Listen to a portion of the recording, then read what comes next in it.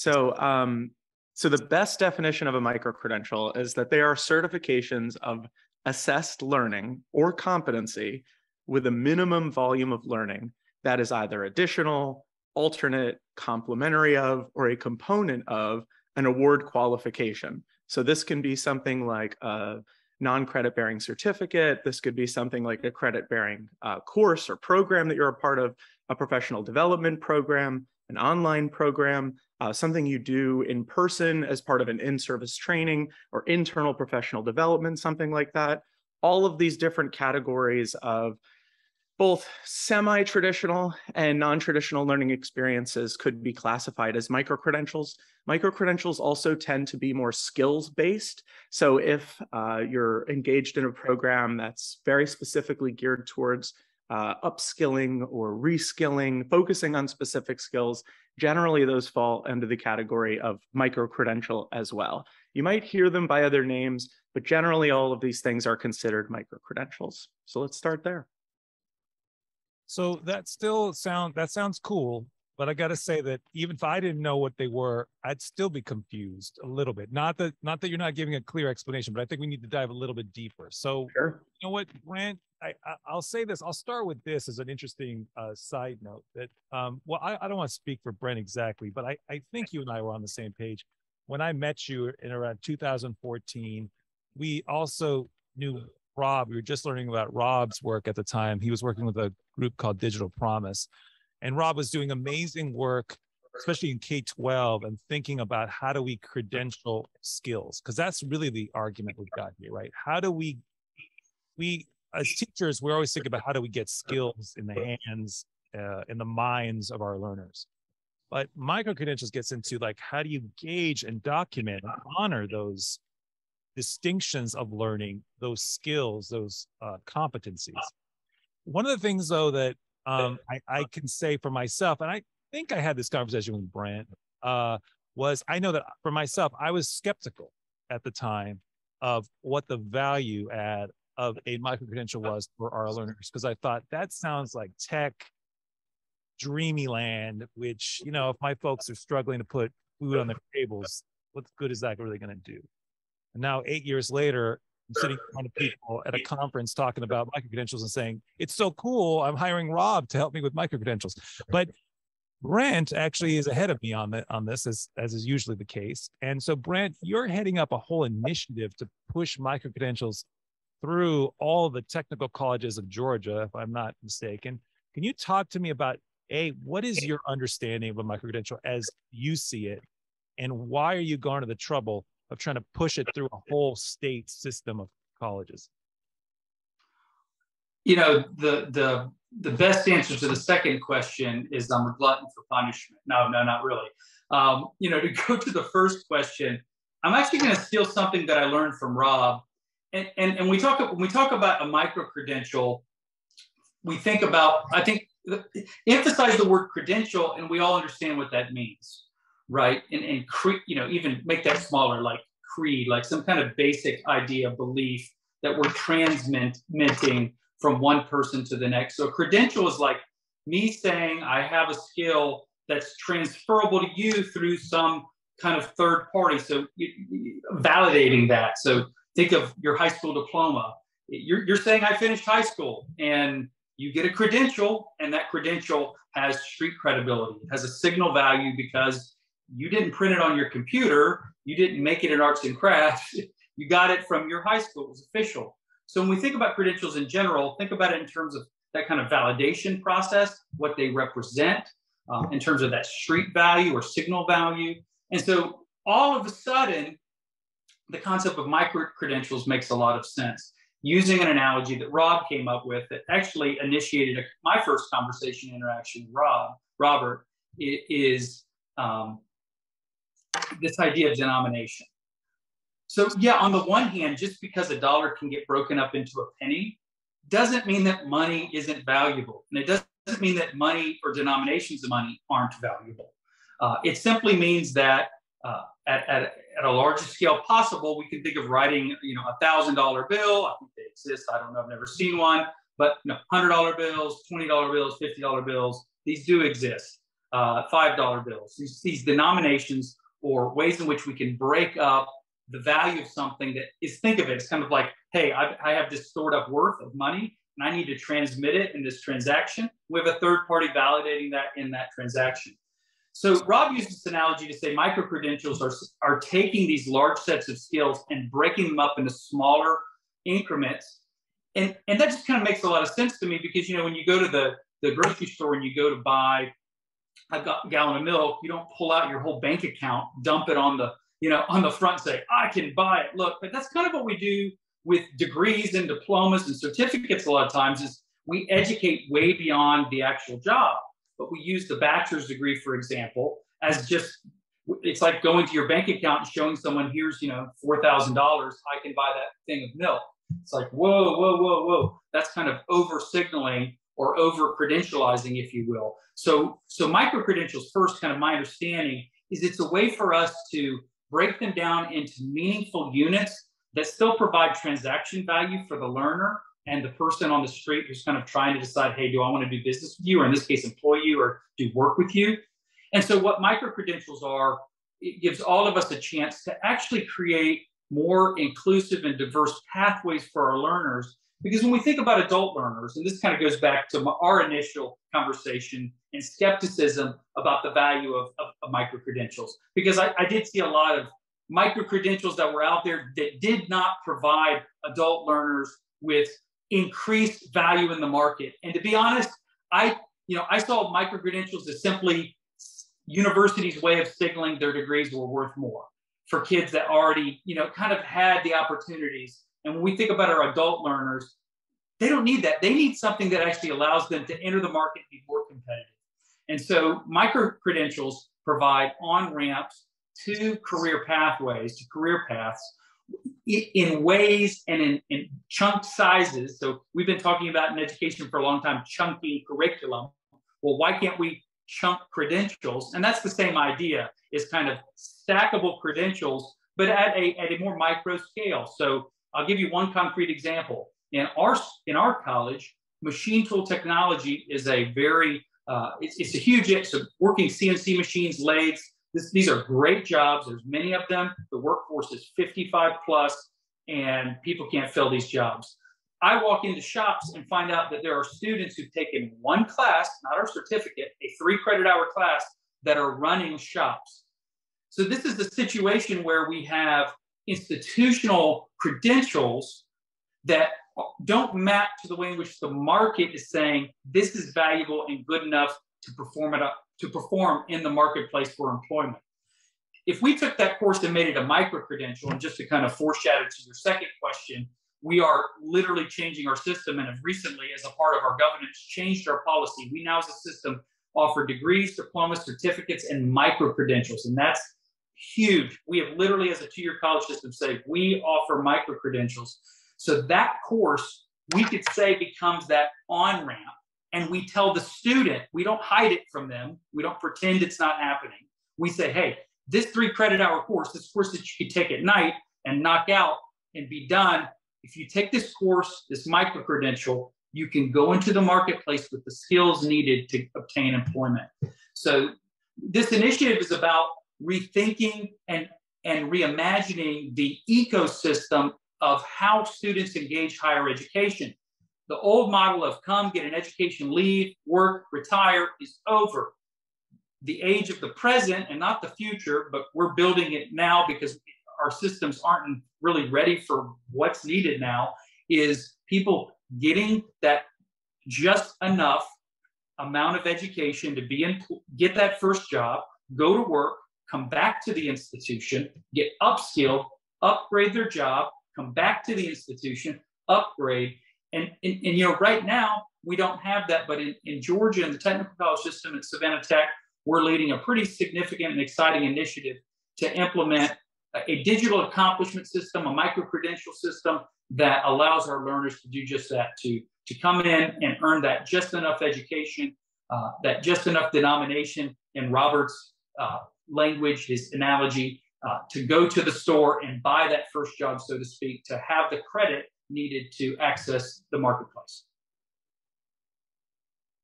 Thanks, Brenna. I think it's helpful to think about, this whole thing of breaking out, chunking out knowledge, and especially competencies. How do we mark those things? I think that's something, especially for lower, one of the things we don't talk about a lot with our learners in adult ed is that the confidence issue, right? We talk about how do we teach better, but we don't take into consideration that sometimes the students themselves have confidence issues. And one of the best ways you can do that, I always tell our teachers, is get your learners quick wins, right? Don't spend a lot, like let them feel their own potential academically, intellectually. And I think one of the things that leads me to Tim, can we talk a little bit about your work, and where you because I know we had a really interesting conversation earlier this week, and you had mentioned, I know you as an educator, I know you as a technologist, and we were trying to map how we were going to talk about this conversation today, and you had said, you know what, I'd also like to bring up that social justice concept. I'd like to bring that into this mix because I think that's something that gets lost on people. So, Tim, can you briefly talk about work, and then how does that connect to this question of social justice, especially for folks who are underserved and often marginalized? Sure. And, thank you again. This is a great panel, great group to be a part of. The work that I'm doing here at Arizona State, I lead an effort called Pocket. And this effort is what we call a Third Horizon initiative. We play around with futuristic technology and we try to make it practical today. And this Pocket technology is a digital wallet and portfolio. And the whole point of this is to be able to capture, as Rob described earlier, micro-credentials can be incredible representation of different types of skills and competencies that one may have. And we've built this digital wallet so that a learner can capture their own records, credentials, their digital credentials, their verifiable credentials in this wallet. And it acts as essentially their private repository of all of their learning and achievements. To give you a little bit of the context, we had one learner tell us it was kind of like owning the masters to his music. And we thought that was pretty powerful, except that it was for his learning. So that's the technology that we're building here. And we're using, some of the latest and decentralized identity tech. I won't get too thick into that, but basically we're using really cutting edge technology to try to make this a secure and really like a portable tool for people. Now, how might someone use this, and how does this really connect? Well, if you think about it, there's so many skills that people have that they learn on a regular basis. I actually will, and Gabe, we talked about this. I'll share with you actually a story just this past weekend.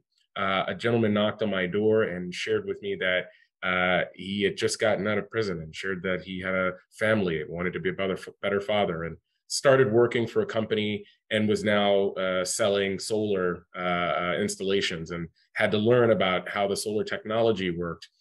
And there was someone with him, and I asked, I said, well, what's your role? And she said, well, I'm his coach. I'm his mentor. And I go with him as he's knocking on doors. And she said a year of him knocking on doors is equivalent to a 4-year communications degree because of the skills that he's picking up along the way. And I started sharing with her what we're doing with our digital wallet with Pocket. And she said, wow, so you mean he would be able to capture the skills that he's picking up on this job in the form of micro-credentials or digital credentials? He'd be able to put them in his pocket and take them with him wherever he goes. And they both thought that, oh my gosh, this was an amazing concept. Because for many people, they don't have the ability or the privilege of maybe being able to go into formal education, or maybe pursuing that massive 4-year degree. I know my own siblings did not necessarily have those experiences. And micro-credentials provide a massive amount of opportunity here, specifically because we're talking about creating smaller, bite-sized, even sometimes shorter and many times cheaper learning experiences that a person can accumulate or pick up over time, stack them together, chart out a path of where they want to go. And that really is the core of the work that I'm doing here at the university, and something that I just find so incredibly powerful around the conversation of microcredentials. It just can't go without being recognized, the amount of skills and talents that many people have, and they just may not have a degree for it. So I think when I hear this, I'm always trying to imagine what an audience would of adult ed folks or even workforce development folks on the ground who are already overworked and thinking, oh my God, this is what am I gonna add? What does that even mean? I don't know how to enter this conversation. And then of course the people above them, the administrators for whatever organization, are thinking, sounds expensive and complicated. I barely can make Zoom work on a regular basis. Now you're going to tell me I have to start bringing credentials into the mix. So Rob, I'm going to come back to you, because I know that one of the things you're doing now is actually working with folks on the ground. I mean, so you're working with folks like Brent, who are obviously at college level, which, I think even an adult education organization might say, well, that's still a bigger budget than I could afford. But you're also starting to work with us here in Maryland. And I guess, and I know you've worked with all kinds of groups. And so I guess I'm just kind of curious, what would you say to that person? What is a first step for those folks if, let's say, they have micro budgets and they're interested in micro-credentials? What's the micro-budgeted micro-credential response? Is there one? Interesting. So what is the micro? I feel like we're using the word micro a lot here. So let me just take a step back from that question, actually, because Timothy said something that I think is really a very important feature of this technology and this shift in ideology that we're all describing, that really fits under the umbrella of skills-based hiring. You don't have to know what, decentralized identifiers are in the blockchain. Like, you don't even, that is another conversation. Really, what we're talking about here is skills-based hiring. And this is a national trend that we're seeing locally, regionally, internationally. And there are very good reasons for this. Again, that's another conversation, labor market trends, that kind of stuff. But I think one of the really important concepts that we need to talk about here that is hard to see, right, is the resolution of the skills that are being recognized, right? So we look at our phones, we're looking at computer monitors right now, and here's just like a metaphor. Here's an analogy, right? So the lowest resolution video you can watch on YouTube is 480p. What does that mean? It means it's 400 pixels across in width, right? So very low resolution. These are your old like CRT TVs, when you like turned on the news back when the news was the news. Like, it didn't have that many pixels. It wasn't very high resolution. Like, documentaries were thrilling, but they were lacking. So nowadays we have these 4K resolution screens, right? The phones, the TVs, the monitors. What does that mean? Well, it means it's 27 times higher resolution. So what does that mean? It means that you can literally see more in a smaller package, right? So like, that is what Brent's talking about. That's what Timothy's talking about. So these college degrees, bachelors, of which less than half of the American population holds, by the way. About 60% of people in the United States do not hold bachelor's degrees. So for people with bachelor's degrees, they have more flexibility in the labor market. They have more access to higher wage jobs. They're able to communicate those skills with higher resolution, just sheer from the fact that they've been able to purchase and, work through this long-term degree that's rigorous and, is assessed, and it takes a lot of time. So what we're really talking about is the 60% of Americans where that traditional learning pathway just doesn't apply. And microcredentials are a tool that adds a layer of resolution to the learners, to the institutions, professional development providers, to the employers.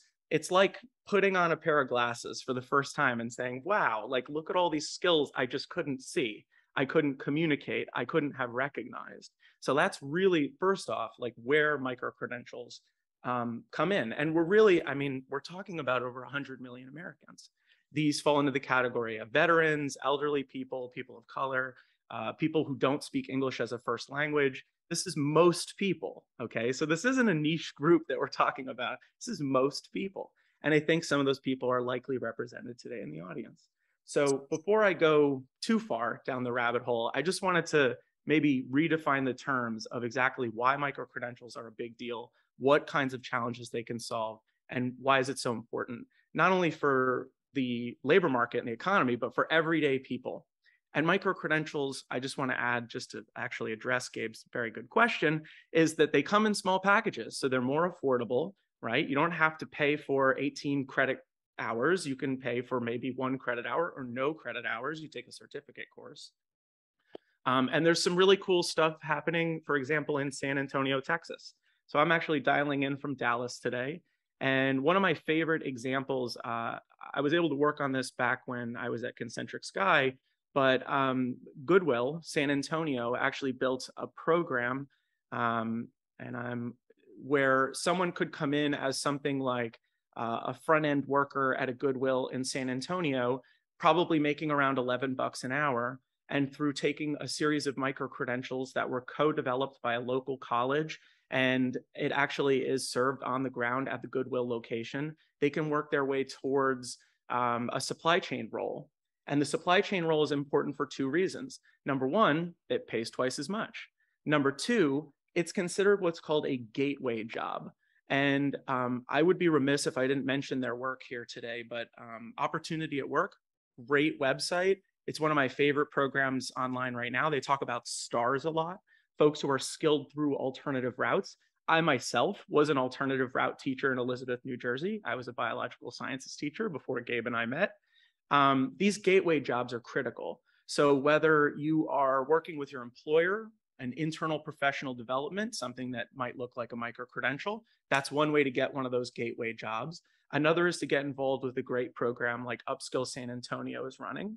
Or it could be working with Timothy, some of the work at ASU, some of their programs come in small packages, or even getting involved with what a program like Brent's doing in Georgia, where not only has he unbundled these big courses, these $100 bills into, their $1 and, 1 cent, denominations, but you can also, and this is a really important thing, at one point, if you decide, if it makes sense, you can jump onto that traditional path and you can work towards that 4-year degree and you don't need to start over again. Imagine if you wrote a paper on your computer, but you couldn't save it. You had to finish it the first time around or it was gone forever. We can't make that leap with technology, but this is a skills technology. It's hard to see, it's hard to imagine, but the gateway jobs, the skills resolution, all of this stuff is dot connecting, and it's happening in real time everywhere, not just in the United States, regionally, locally, but it's happening internationally. So this is a big trend, and I named a few names. If you want to reach out after, if you're curious, if it flew over your head, just reach out to me. This is my company up here, and we can talk about it. But very good question. Hopefully my circuitous answer touched on some of those key stepping stones of understanding there. Hey, Gabe, could I jump in here? Because I thought what Robert just said, I could actually land the plane even further on, maybe take it all the way to the tarmac, because I thought he was flying lower. Is that okay? Yeah, for sure. Yeah, so let me give you a concrete example, and then let me give you context of which that example is profound. So we have a training, a very fast training that has existed for a long time that leads to really good jobs. And in the past, before we implemented micro-credentials, we gave students a piece of paper at the end of this training, and they walked out and they had that piece of paper. That was it. That piece of paper said they completed this. That was it. Going back to that idea of resolution, that's 480. That's it. Now, in terms of memory, there's this other piece, and some of you adult educators this will resonate with you. And I'm going to tie these 2 ideas together. I remember working with a group of students in a kind of workforce-oriented adult education program. And we asked this man, he was 30 years old, what his work experience was. And he said he had no work experience. And it was, we were all like, what in the world? He's 30 years old, he's never worked. Well, that wasn't the case. He just didn't know how to articulate his own life back. Now, if that's true about your own life, what is it like about your education and skills training? Do you think our students are going to walk out and be able to just perfectly articulate, or our students can be able to perfectly articulate what that certificate meant? So now let's fast forward to the future. We now produce a micro-credential. When people finish this very short micro training, that leads to $18 to $21 an hour jobs in our community here in Savannah. They receive a link that they can share with employers. That link can also be printed as a certificate with a QR code that tracks back to their digital certification, that micro-credential, the digital badge. Okay? And inside of that is massive levels of resolution. We're at that 4K. That employer can see first off, when the person exactly was issued that accomplishment, who issued it, us, the college, right? They didn't just make this on their printer at home, that it's the person we're talking about, but it's good for the employer, but also the student can remember, yeah, you know what? I learned all these skills and I demonstrated these competencies, and I'm now an expert at operating this piece of machinery, and I can remember. So think about that student that showed up before at the job and said, well, look, I got this certification. Well, what do you know? Well, you know, maybe they're not great at talking, right? They're not good at communicating yet, but the micro-credential provides them a higher level of resolution to communicate to employers as well the skills they get inside of our programs, right? It's not good enough just to produce these programs that generate skills. And so to land this even further, right now, we're running these programs with returning citizens while in the last 6 months of their sentence. Right now, as we speak, right, there are prisoners in 3 prisons within 50 miles of me that are receiving trainings with getting these micro-credentials. And guess what? When they get out, they're getting employed in excellent jobs in major manufacturers, in major logistics companies. And we're doing the same trainings with transitioning military and at-risk youth in our community. We have an organization here that actually youth are ordered to be in. It's a residential facility, 17, 18, 16, 19-year-olds. And we're providing the same exact micro-credential training there. So that resolution is real. That's an analogy, but it kind of lands obviously in the practical and addresses some of the real needs that our students in adult education have. So I see, Tim, you want to jump in? Yeah, I think this is so great. I think I can actually take us down a little bit more even. And I love this. I love that we have the 4K analogy going on here, because basically the technology that my team and I are building is what would enable all of those folks that Brent and Rob were just talking about, where they would store those micro-credentials, where they would actually keep them, have them with them on their mobile device. And when they need to present them to someone, they can be easily shared and easily verified in seconds. So that resolution that we're talking about here, would not only be had at the institutional level where we can see the high level of resolution of the skills and the competencies, but the learner will also be able to see a pretty high resolution of their own learner journey, which in and of itself is way more powerful than anything we have today that gives a learner a single sheet of music to see where they're going and where they've come from. So I wanted to take us in just a little bit further there. So I want to spend the last few minutes of our panel. I'm going to switch gears a little bit, because we're talking a lot about student facing and making a case for why it makes sense for us to build a system where students can track their own skills and their competencies, partly for themselves and to feel that confidence and to understand, as Brent said, that 30-year-old had a lot of skills and just didn't see it for themselves. But just slightly, just for the room and for the folks who are watching, I think I still just want to take it, the teacher in me just wants to take it one step even lower to make a case that this is how it, and if I know the micro-credential pros in the room will laugh at me, but for me, one way to enter this conversation was Fitbit or running. Like, I think a lot of people think, like, a lot of people walk around with one of those, right? And you get that message that says you got that 10,000 steps. And even the person who says, well, I never walk, they see how much they walk. And then if you do it long enough, you get a badge. And like I said, I was cynical. I was suspicious. I was like, that gamification stuff. But when I get my little Garmin message that says I ran the fastest 5K and it gives me that little ribbon, even if I forget, when I feel low, it gives me something to remind me that I did it and I could do it again. So I'm just making a case in case all of the wonderful words that have, just gone through us, don't make a case. Just think at that very basic level. I mean, that's not really a credential, but it kind of is, right? It's a way of tracking your progress to a large goal, and it's in a bite-sized way that you can understand it. And that gives confidence, especially because learning is a long haul. And nothing, I mean, now I'm going to channel my mom's very stoic ways. Nothing worth getting, it comes easy, at least for most, right? And learning does not come easy, but how do we chunk it out and make sure the learner doesn't lose heart? I think Microcredentials makes a big case. But so that's my appeal to the teachers. But so now let's say that maybe I've convinced them, or you guys have convinced them, and I just put my little simpleton spin on it.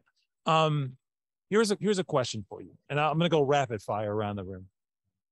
I would love to know, so far we're talking about the case and the purpose of building the infrastructure for the student, so the student can see their worth, see their value, see their trajectory.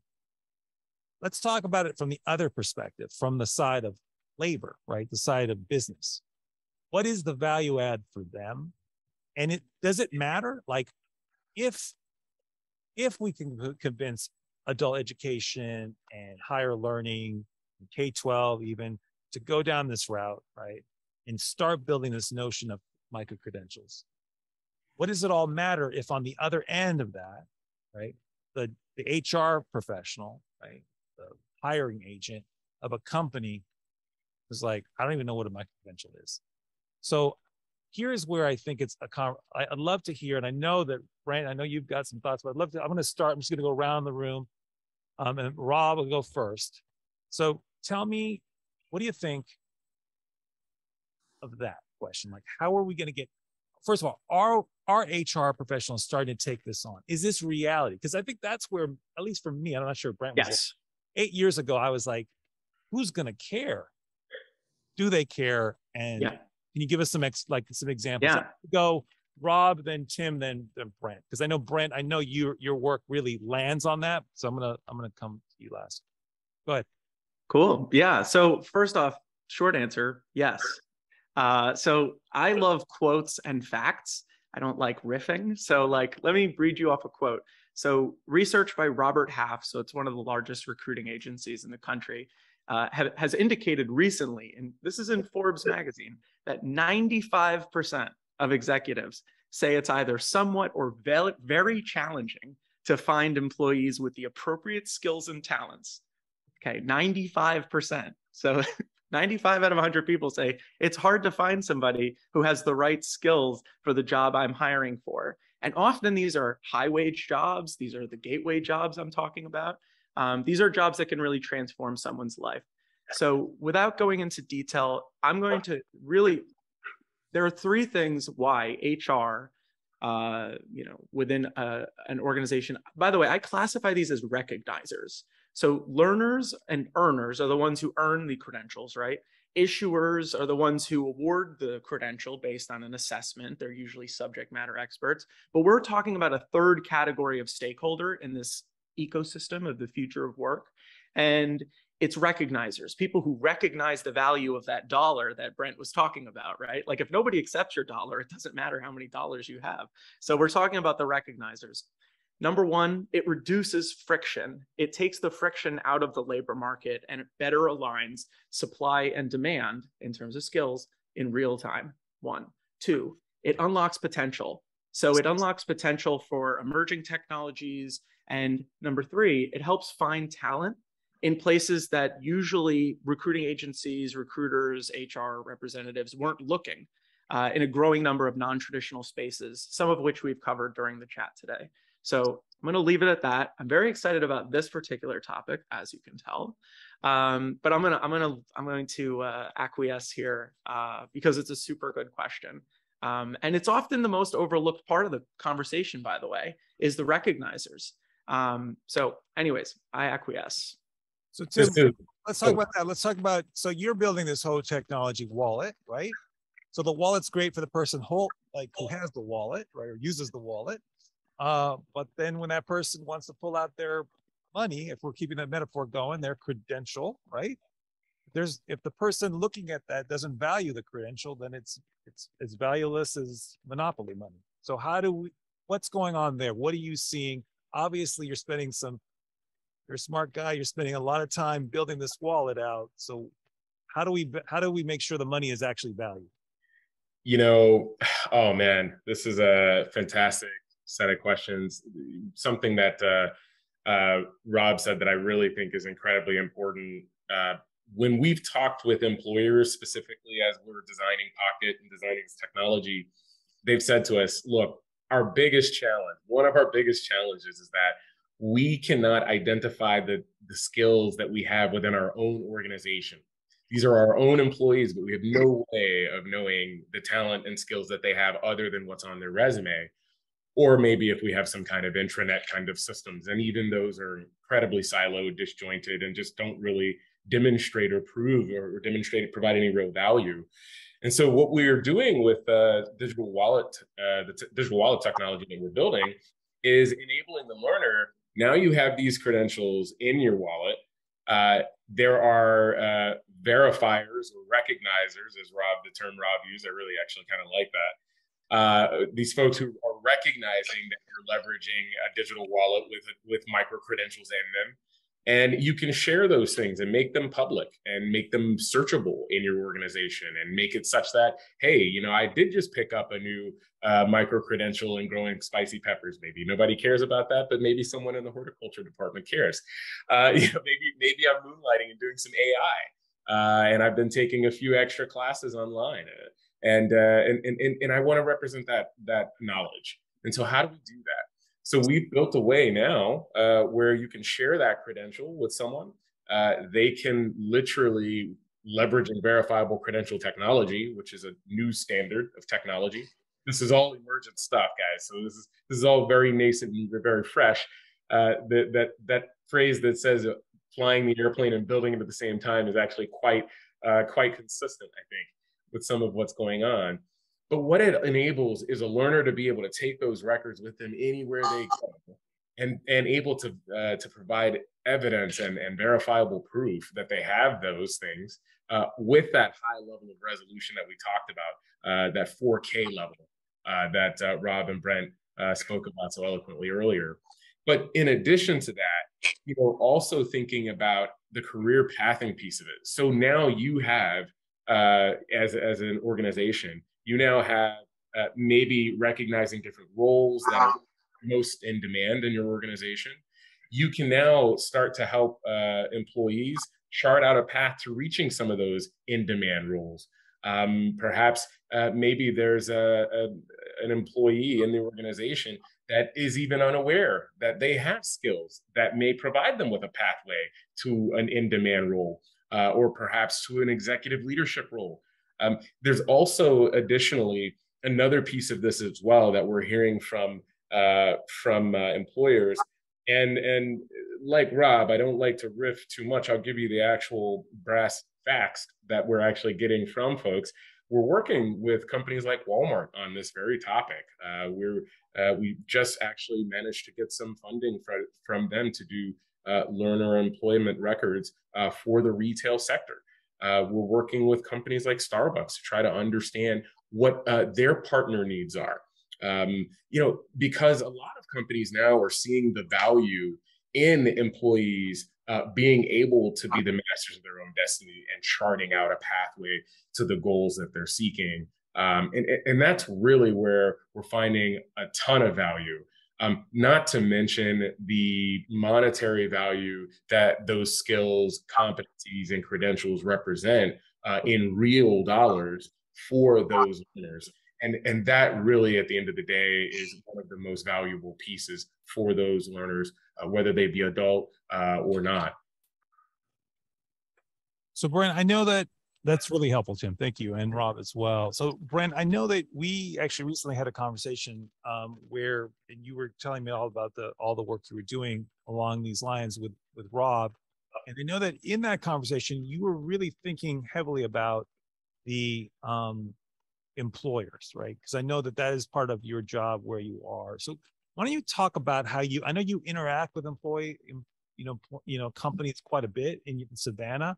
And they are looking for very specific skills, because I think it's not like, I think sometimes this can all sound a little bit, if you don't really know, if you don't know this world, it can sound a little bit like it's just being made up, but it's really like, it's getting to a point, I know that you mentioned this, that HR professionals are saying within the decade, they want a way that they can easily track skills in a way that's verifiable, right? Anyone can say they had a degree from Harvard, but or a degree in anything, right? From anywhere, right? But here an HR person could log into a database, look up a person by a skill, and see the person's got the skills, and that's verifiable. So I know you were thinking a lot about that. So just can you talk a little bit about that work, and specifically what you're finding with employers in the Savannah area? So two things I'd like to mention, and it really connects a lot to what Timothy was just talking about, because I think this actually goes into Robert's idea that there's this kind of invisibleness to this work, right? Like, so on the one hand, I was talking just this last week with a group of state legislators who are thinking a lot, 7 different states, thinking a lot about economic development, businesses in the region. Obviously, state legislators are the people that get the phone calls from CEOs and owners all the time with these challenges in workforce. And I was talking about how, our technology in terms of functioning, sorting, finding, we can find all kinds of obscure knowledge at the drop of the hat. I could ask an obscure question. Everybody here can pull up their phone and answer it in a second, right? Who has skill X in this region? Whatever you delimit. We have no way of figuring that out right now. And the question I got back was, well, wait a minute, aren't those records out there? Can't technology do everything? I go, no, the records aren't digital. They're not machine readable. And therefore, we can't search. So if right now in America, not even America, in your community, you wanted to know people who had X skill, and Timothy's example was in a company, but that's kind of the most micro picture of that, right? But as you kind of zoom out, what communities want to know, what regions and what states want to know, particularly as you compete for retaining great employers and bringing new employers. And many of you have heard about, Hyundai's electric vehicle plant being built right here in our community. And that has a lot to do with our amazing logistics infrastructure. On the workforce side, though, we've got to move. So micro-credentials from a business standpoint put credentials in a place that really create a high level of transparency to just to your point. What does someone know? I mean, think about that transcript. It provides a super low resolution, course name, grade, GPA, institution. And a lot of times what we're doing in that is we're letting the institution, and we know institutions still, we have historic reasons why some students go some places, some students go others. And so we can democratize the micro-credentials for the learner and create a more inclusive and diverse work environment by focusing on the skills and not the signal of the institution, right? That low res. The second piece of this, though, and it's a concern to kind of land on the ground, is I've heard people say, what are we going to do credential? We're going to micro-credential everything. We're going to badge everything. It's going to water everything down. This goes back to kind of the invisible nature of Web 1.0, and we've had diploma mills since 1996. The long tail of the internet has been here longer than people realize. It's just, Google and Amazon just kind of made us aware that kind of curating that down to what we should pay attention to is really valuable. And so the role of institutions in an environment where, with Web 3.0 and just everything that pretends, the ability for institutions to have to navigate an increasingly complex world of quote unquote credentials, certifications that, I don't know what as a younger generation takes over the world, what that might look like, but it's incumbent upon institutions of higher education, I think, and others to curate that and provide a high value and in a way of signaling and protecting our learners and protecting employers to ensure that these accomplishments represented through digital credentials in wallets like Timothy's describing represent actual value, right? So in the same way that we could have a fraud high school diploma, we could have fraud micro-credentials. So that isn't the reason to not do micro-credentials. In fact, that's precisely the reason to get involved, to ensure that we have work like Timothy's, providing wallets that keep this secure, and the work that we're doing in our state and elsewhere to provide learners legitimate accomplishments representative of the skills they're requiring, whether that's through traditional or in our case, both traditional and non-traditional pathways. Folks, yeah, so I think to close things out, you know, when I'm listening to the panel, this conversation, it can kind of blow your mind in a way, because you start with this idea of a micro-credential, which if you don't know what it is, it can seem a little bit hazy. Then you start getting into this whole notion of rethinking what is education, how do we mark what a person's progression in a skill set is, how do we market that, what's the economic value of that. And then you get into questions like Brent's bringing up, right? That colleges, their historical obstacles to education. And then technology comes in and says, well, maybe there's another way to do it, right? And I think maybe 8 years ago, at least when I heard some of this stuff, I just thought, yes, I can see that. I can see technology is trying to jump in and what's the word that everyone uses when you dislocate the status quo? You're disruptor. Thank you. You know, oh, it's a disruption. Yes, I got that, right? But I was like, is it real? Like, is it disruption? Is anyone to pay attention? And I think what you get at, if you start paying attention, you know, I hope you don't take offense at this, Brent. I know we've talked about this. I don't know if I'd say that Georgia is, you know, it's not a blue state, you know, social justice oriented. Maybe it's not that. I mean, there's social justice, don't get me wrong, but you might be doing this. I know the governor in Georgia is very interested in this case and in working through micro-credentials. I'm not sure he's would agree with me necessarily. I'm more on the social justice side, or more liberal. But we agree on this idea that you have to reorganize, restructure the way we value. You can start from an economic values, you know, ad. You can start from a social justice ad. But in the end, it's honoring that, it's honoring the learner and also giving a pathway for them to see it. But on the other side, it's practical and it's helping place the right person in the right job. Hopefully, if we do it right. And with folks like this working on it, of course, that's going to happen. Fingers crossed. Folks, you were lovely. And I could go another hour easily. I got up here thinking, are we going to be able to fill the hour? And I'm like, oh my God, I could totally just chat with you guys for a couple more. But we've got lunch coming now, and I'm sure you all have lovely things to get to in your own days. So I wish the three of you well. I thank you so much for your time, for your dedication to what we do from your different vantage points. And I look forward to talking more about these very interesting topics with you in the future. Once again, Rob Bajer, Dr. Tim Summers, Dr. Brent Stubbs. Thank you very much.